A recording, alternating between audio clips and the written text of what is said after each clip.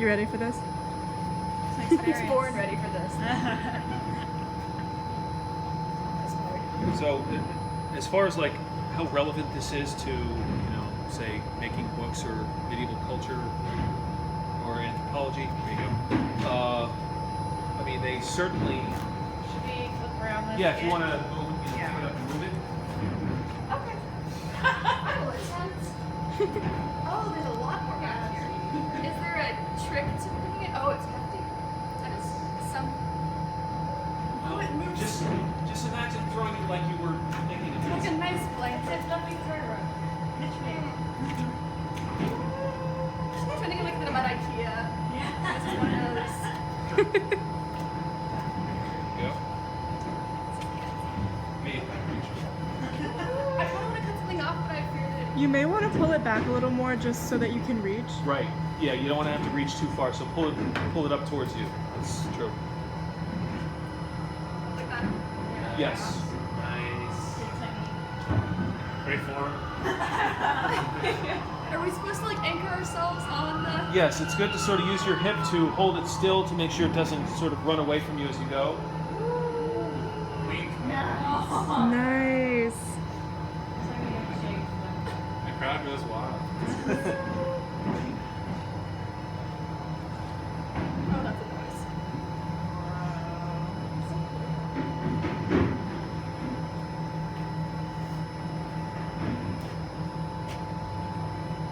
Yeah, you get to keep the hair too. Exactly. Yeah. Do you throw all of that away then? Is there any Yes. like salvage you use for that from it? I mean, we do sheepskin. We do make sheepskin parchment, but we actually get the hides from a company that collects the hides and collects the wool. Good. So they actually will partially process the hides before they get to us. So they'll do all the dehairing, which means. Anyone else? No. Anyone else want to do it?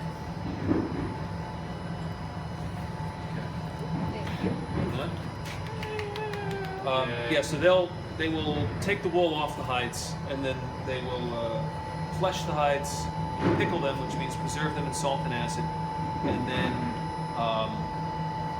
send them on to us. So most of the time when we handle the sheep, we get them without the hair on them. Otherwise, it's the nice thing about doing them in just line is that the hair stays intact, and we can just sort of pick the hair up and shovel it up and throw it out. Otherwise, we have to dissolve it, and we end up with, we're up to our ankles in a big gray hair soup, which we then have to process and treat with our wastewater, and that can certainly cover things up. So, sheep has a lot of wool. One thing somebody told me not long ago was people think of sheep and they think of, well, it's got a lot of wool. That's how sheep have always been. But there's something called a hair sheep also, which people would often think of. I mean, we see these in the trade, hair sheep. So it's basically sort of big stretchy skins like sheep, except they have very coarse fur or hair instead of wool. And I had always thought that it was a sort of a crossbreed or a hybrid of sheep and goats. But somebody told me that actually what it is it actually predates regular sheep. And what they did was they actually bred the wool traits into sheep to create the sheep that we now know as wool sheep. So hair sheep as an animal is a sort of precursor to regular sheep. Which, if you're me, you find that interesting. If you're anyone else, probably not. What's the quality of this hide? Sorry? What, in comparison to the goat hide, what's the quality of this one? Well, qualities of a hide like this, and you guys can actually sort of see it now that the fur is off. The hide is very spongy, and it's I'm not sure how to describe it. There's a trait called double hiding. Okay, and what that means is it basically almost feels like there's two skins on the end, two hides. which almost sort of act independent of one another. And the reason that that is the case with the sheep, I mean, you can see, you know, it's very mushy in spots. Part of the reason that happens is because sheep produce wool. Wool wool is coated with lanolin. Okay, so there are a lot of fat cells which are basically in between certain layers of the sheep hide. You know, you've got the grain layer, which is the outside layer of the skin, and then underneath that you have the corium layer, the dermis layer, and between those two layers, the grain and the dermis layer, is a layer of that's where the roots of the hair are, and that's where the fat cells are, because the fat cells will basically grow or be situated right next to the hair roots. So when they produce the lanolin, it coats the hair or the wool as it comes out. Okay, that's the sort of structure of it. But as soon as you take the hair off the animal and put it in lime, all of that grease that is in there, all of that fat that is in those fat cells basically dissolves and then comes out. So it leaves a large void between the grain layer and the dermis layer of the skin.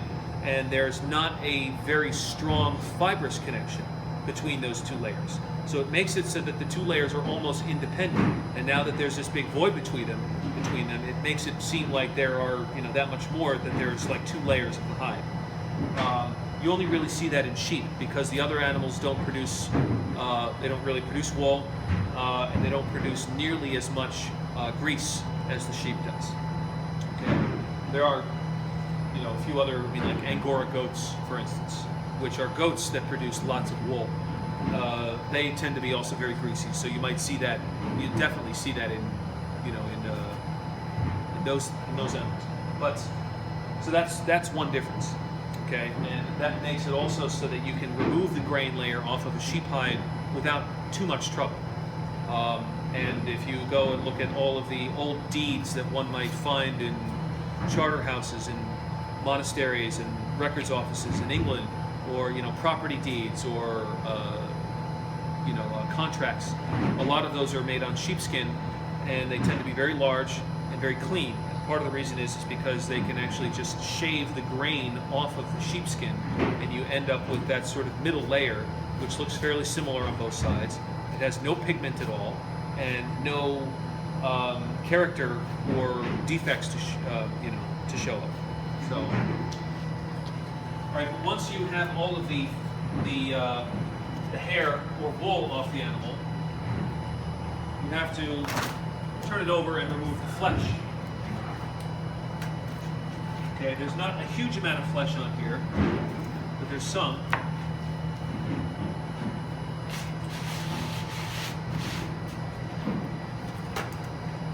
Excuse me. All right, 1 second, sorry. My wife